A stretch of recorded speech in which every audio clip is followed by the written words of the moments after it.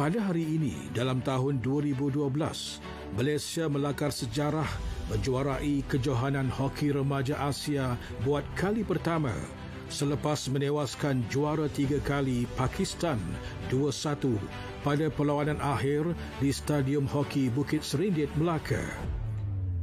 Kejayaan ini amat bermakna dan sekaligus menebus kekecewaan skuad negara apabila ditewaskan oleh Pakistan di peringkat akhir pada tahun 1992.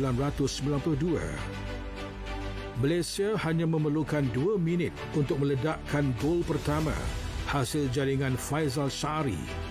Gol kedua pula hadir pada minit ke-18 menerusi jaringan Muhammad Shamim Muhammad Yusof yang bijak mencari peluang di hadapan pintu gol lawan.